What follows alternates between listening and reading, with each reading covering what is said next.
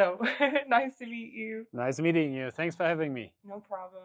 And I was just going to ask you a few questions. Yes, about please. your career. So, are there any artists in particular that have influenced you, or any kind of movements musically that have influenced your sound? Yeah, I mean, like as a child, I grew up in the 80s, so I was definitely influenced by Depeche Mode.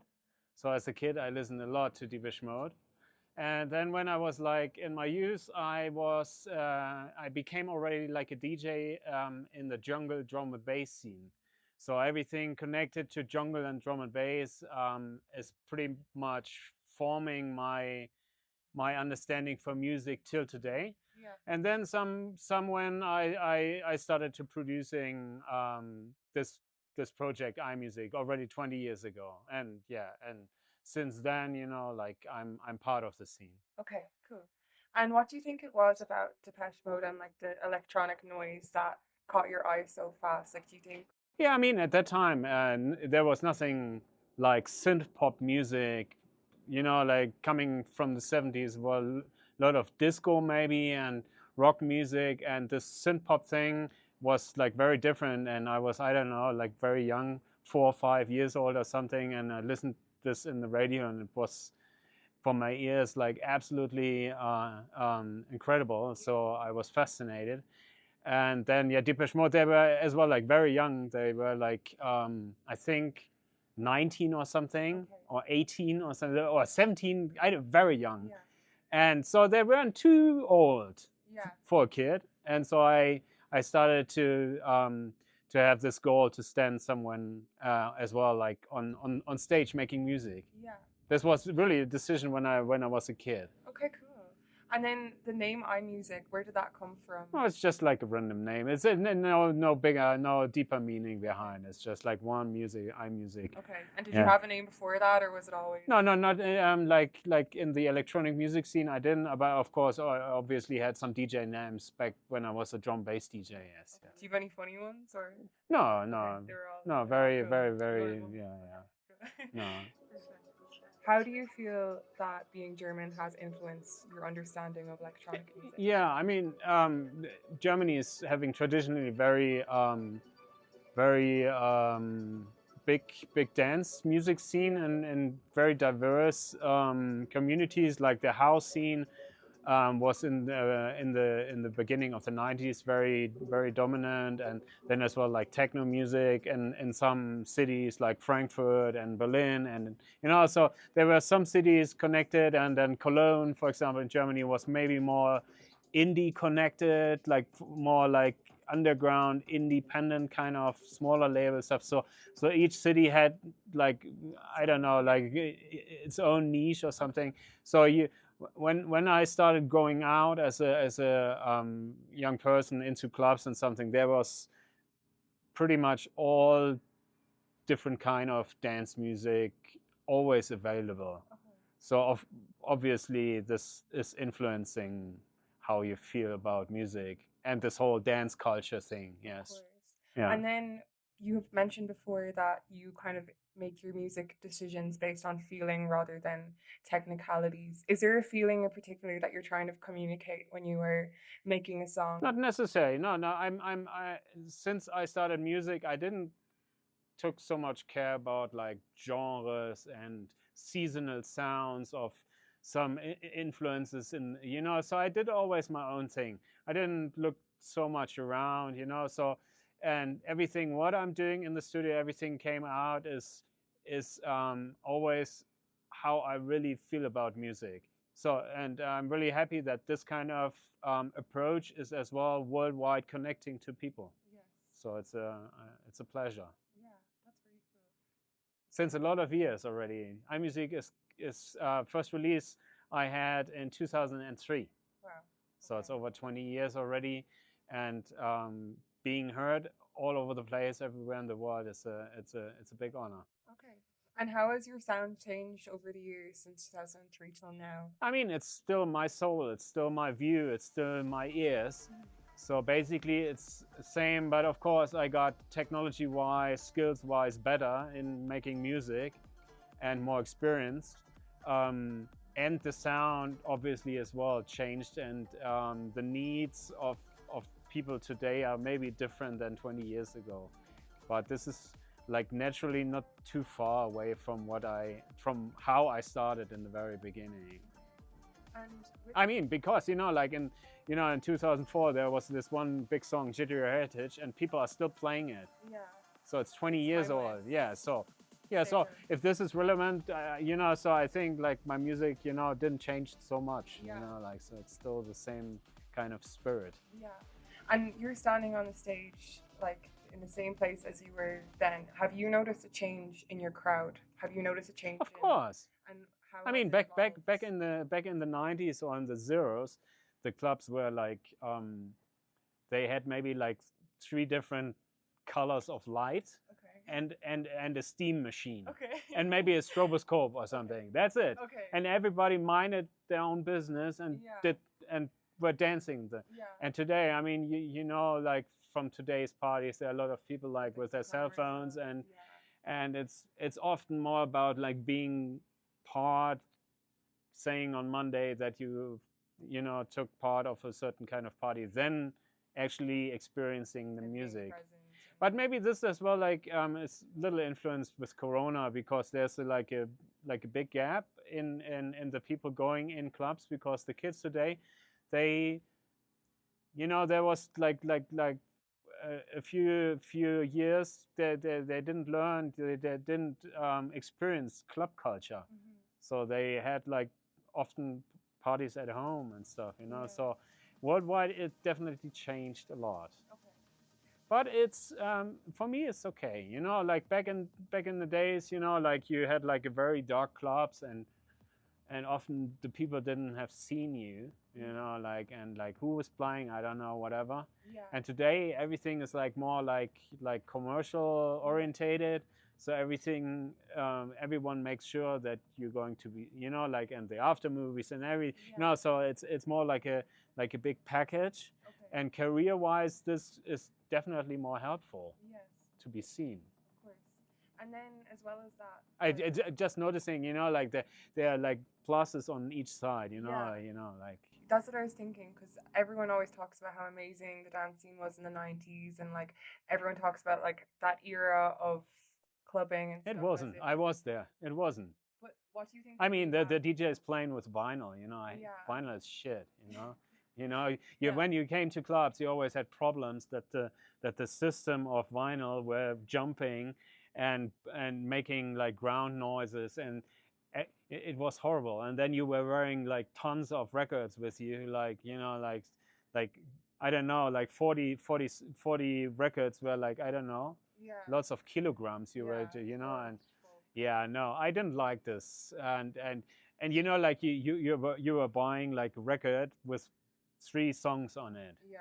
It was super expensive, Yeah. and you liked one song. You buy 2 others. That are not It, good. they were you never played them, but you Yeah. had to buy them because bring you want to have this one song. Okay. So it wasn't very democratic. Yeah. So you supported often like stuff you really didn't like. Yeah. So today, I mean, it's very you can play whatever you like. You only buy what you like. So it's as well like plus. And I'm not glorifying these times, to be Yeah. honest. I like it today more. I like today as well. Because as well, like the technique, like with new CDJs and with the V10 mixer, this is my setup, how I'm playing today. It's the dimension you can manipulate music is so incredible. So I really like this, because I'm always coming from the producer side, Yeah. so I'm very technically. Yeah. So I'm playing with harmonies, harmonies matching, so all this. I mean, I did this as probably as well, like with vinyl back in the days, Yeah. but it's a different thing, So no, I like it today. What have been one of the tracks that have surprised you with a positive reception that maybe you weren't expecting? So say like you made a song that you were like, oh, this isn't that good, this is just okay, and everyone loved it, or was it? It's happening all the time. Really? Yes, Okay. or not all the time, but it's happening more often than you think. Yeah. It's like you put so much effort in one song, you're recording stuff, making videos because you think like this is like the best thing I ever did in my life, in my whole career. Yeah. And then the people are like, yeah, it's nice. It's okay. It's okay. But not We the like rating it. you were expecting. Yeah, and you're like, okay. Yeah. Very depressing. Yeah. And then you just like did one song one day, you know, like very short studio session, like one day, whatever, give it somewhere, and the people are getting crazy about it. Okay. It's happening. Unexpected. Yeah. Okay, cool. Gruesome. And then your set. Yeah, but good thing is you learn through your career, you learn to trust your listenership, your audience. Yeah. Because this is as well what forms your career and your success, to listen what the people like. You don't necessarily need to give it all to the people, but it's always interesting, like, okay, because everything is part of yourself. You can, and you display like all the time very lots of niches of your music, or like different approaches, and people are reacting often really like on one spot often, and then you're like, okay, it's no problem, I can do that for you. So it's okay. So then, in comparison to when you started and maybe you had a much smaller audience, do you feel like your creative process is a lot more influenced by the external now, and do you feel like that puts pressure on you to output stuff? And what I mean by that is like, no, I understand, like today everything's very competitive. Like everything's connected to a few platforms, like Spotify is like most muddy platform. It makes like maybe the record income of an artist of, let's say, maybe 65%. So it's like a huge major. So if you're not going to be displayed in big playlists and stuff, your song is not going to be listened. So it's flopping. So it's always good like being present at certain kind of playlist, and as well like doing your own playlist. So it's and Beatport, I mean, like it's for DJs and stuff, but it's very, very small, maybe 10% or less, you know. So it's but it's very competitive being heard today, because like the scene saturated. is yes, but we all got to deal with that, you know. So it's and like back in the days, it was more naive, more young, unexperienced, and I just like did music. And sometimes I'm missing these days, just like making music in the studio without any purpose, and let's see what's happening. But it's as well kind of fulfilling to really do this as well as a proper work, you know, like, okay, I need to do this remix now this week, and then you do it, and then it's done. So a healthy balance. So no, it's, exactly. So sometimes you need your free time, and sometimes you need to work straight. Because I think sometimes the expectation of what you have to produce can be suffocating, but then it can also be really motivating. But you know, like the music scene today is so flexible. You know, like in the hip-hop scene, it's as well like already for so long that you have producers who's only they're producing only beats. Then you have producers who are producing only top-line melodies. Then you have producers who only like I don't know create vocals and stuff. And there are some people who are like collaborating with all of them, and then it's a song. And this song is often like in hip-hop, it's given to bigger artists then. So it's very democratic, and a lot of people are benefiting out of this system, you know. And the same like for us DJs, like from today in electronic music scene. I mean, there are lots of younger DJs and artists who want to be seen. Because I'm touring a lot, you know. So and sometimes I don't have the time to. I create some ideas, and then I'm getting some ideas from like another artist, and then we put together, and then it's a nice collab. So it's not a big deal. So this makes the pressure a little less, I would say, because it's more flexible. You know, so you can create an idea like on tour or something. And then like a friend is giving you something else, like here I got some beats or something, or a nice melody, maybe we can bring it together, and then it's quickly done, you know. And are there any collaborations you've done in the past that stick out to you as being? I mean, this year I had like this. It was pretty successful. Like we talk about dreams together with Soleil, Yeah. with the artist Soleil. It was very successful, and there's coming as well like a very nice Joris Vaughan remix end of year. And then it was my first single this year, and then the next single was a collaboration with Lexa. It was more housey song, was called Crush. Yeah. Very cool, very, very successful. And now, just like 4 weeks ago, I had a release. No, 2 weeks ago, I had a release collaboration with Pretty Pink, Midnight. And they are coming, I think, 3 or 4 more collaborations this year with other artists. So it's definitely what I'm doing at the moment, and I'm presenting as well like a lot of younger artists. Yeah. You know, so because they are so passionate to be seen, and so they deliver pretty good, interesting ideas, and with my experience, I put everything together, and then it's sounding, yeah. So what are you looking for? Because I know you have a production company as well. No, we have 3 labels, Yeah. yes. So is there anything you're looking for when you find, say, a young artist, an upcoming artist? No, it's just my taste. Okay. You just like them or you don't like them? Yes. Okay. It was always like this, and I'm not changing it, no. Okay. The seaside sessions where you have the performances in the wild. Oh yeah, this is why. Actually, I didn't focus on this too much. Yeah. But it turned out that the people really like this, and that my music is kind of working very good in these environments. Yeah. Like today here as well. Yeah. You know, I think it's working very good. Yeah. Now, often I'm playing in the nature, not in front of a crowd. Okay. You're just alone. It's like today. It's a stream. Okay. So. As well, like the Cercle set, like in Norway at the Prekeston Rock. Yeah. There weren't people, you know, like, so it's in playing in nature. It's more, you know, like through pandemic, I think this streaming thing became very. The people are feeling very. I don't know. They like it. I like it. Yes. It's nice to put it on in your house. Yes, exactly. Yeah.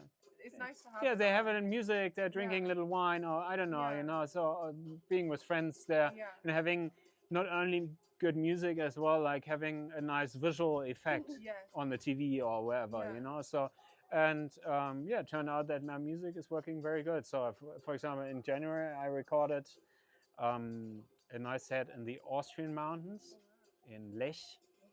That was so beautiful. Yeah, very. Yeah, so the footage is as well very amazing. You know, like in the background, like the rocks, the Austrian Alps. So, and all this, it works very, very good. And I mean, to your question, playing outside in front of a crowd is always nice because music feels different in nature.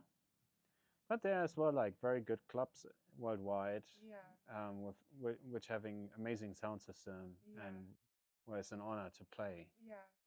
And do you have like a dream location that you would like to play, either for the streaming or for an in-person performance as well? Like something unusual, maybe like, I don't know, in the Arctic or somewhere. Like, is there somewhere? No. We have sometimes, from time to time, some ideas. Yeah. And then we think about how to bring this, like, if it's possible to manage this. And if not, we're scared. Sometimes it takes some years, and if I'm in a certain area, then we try to bring it or something. But no, like I'm touring for so long, I played pretty much everywhere already. So there's no bucket list place. No, I appreciate still playing everywhere. This is like fantastic. You mentioned your set at La Cercle. French, yeah, they pronounce it French. It's the crew comes from Paris, so it's Cercle. They would hate to hear me say that. Yeah, no, it's a circle. Yes, yeah. How did you find that whole experience Like how did you find the whole No, experience? it's a big honor. They carefully pick their artists, Yeah, and being picked by them, it's an honor. yeah. It was unfortunately 6 months later, after the set came out, there was Corona. So yeah, it maybe slowed down a little the view on this. But I just recently posted again some footage of it, and the people went mad. Yeah. Like, so the reactions are still good, and the video is having like over 17 million views or something. So it was and is still very successful. Yes. Do you find it hard to fathom like how many people are connecting with you online? Because if you're doing the streams, you're not having a direct connection with No. people in front of you. No, and sometimes they're, like they're fans. Just like 2 weeks ago or something, like a fan of me wrote me through Instagram, and he was like, "Oh, the Cercle said that was you." Sometimes they don't connect you. It's connected with you, It's so it's annoying. it's okay. Okay, cool. I'm not That's good. taking that personal. That's good. If you were to make your own festival or any of your own kind of venue, what would you want it to feel like? What would you want it to look like? Is there anything in particular that you would want to have, or is that even something you want at all? To have a space. Yeah, to no, host? I'm as I mentioned before, I'm generally I'm coming from a very technical view. Okay. So a very major focus on parties. I did parties already. I was a promoter already, like a couple of years with labels. So we did lots of label showcases everywhere in the world. And so the first thing I really double checked and made sure that this is working out as a good sound. Yeah. For me, a bad sound system is unacceptable. Yeah. So you can't transport music with a bad sound system. No. So and till today it's horrifying for me to play on a crappy sound system. Yeah. It's just a few weeks ago I had I don't say where, but it was painful. So like the only pressure then with a bad sound system you can create is like with the mids, and it's like super screamy and harsh in the ears. Okay. I hate that. Okay. Yeah, so sound, and then yeah, no, I'm actually not having the passion too much about making like parties. Yeah. I don't think I'm a good promoter. You're here for the technicality of it and trying. Yeah, I mean, like I'm impressed like how often like nice festivals are structured and everything. I'm like, oh wow, this is like beautiful, or this is nice. Oh, Yeah. so I see it, but yeah, It's not your my focus. no, this is not my business. Okay. So Cool. my skills I'm in making music Okay. Cool. and creating like atmosphere through music. Okay. Cool.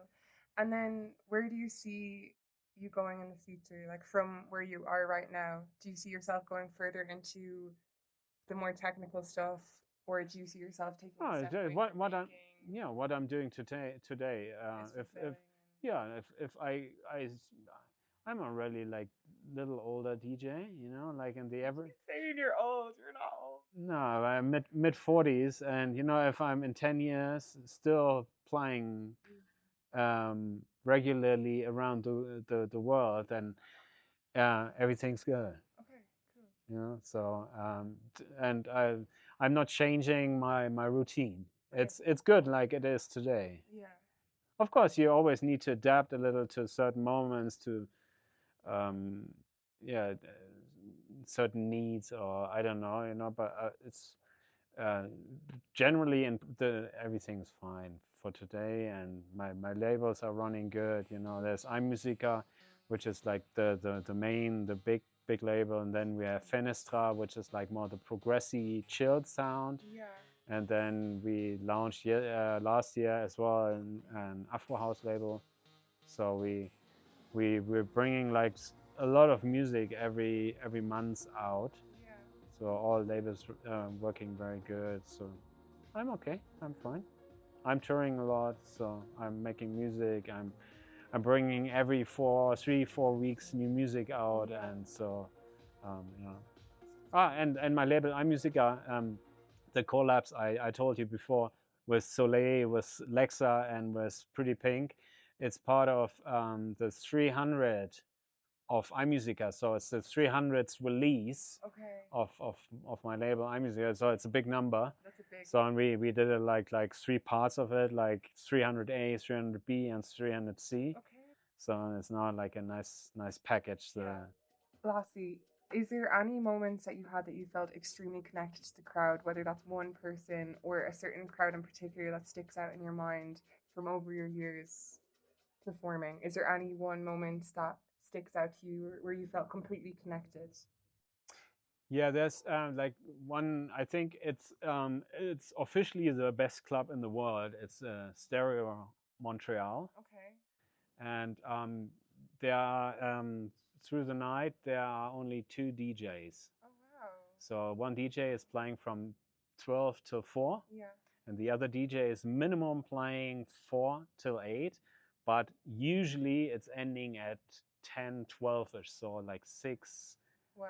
8 hours set. Incredible. So and this community there is very educated musically, Yeah.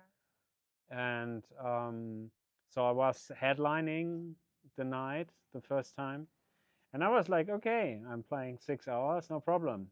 Yeah. And yeah, so the people are very patient about music, experience music, following you the whole path, and I could do whatever I want to play. I never felt like pressured or something. Waiting for the beat drop. Yeah, like on like I didn't have any cringe moments Yeah. or something.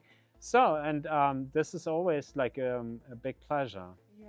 Yeah, this is like the best thing. If a DJ don't have like the feeling to deliver so much. Yeah.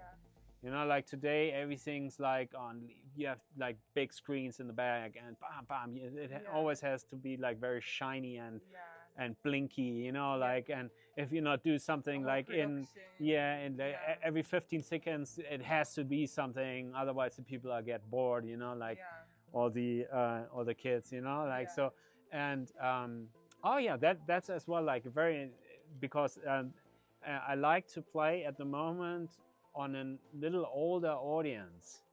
For example, in Holland, I'm having very big community in Netherlands, Holland, and there's one party series called Alter. Amazing parties, Yeah. and they started somewhere that you had to be 24 plus, Yeah. but now the average is, I would say, maybe 40. Okay. So and way older. That's the average, you know. So you have very adult people, good behavior, very nice, educated in music, Yeah. enjoying music. Yeah. They're taking their time. You can develop something. You can, you know, experience, and this very much connects. Yes, I really like this at the moment.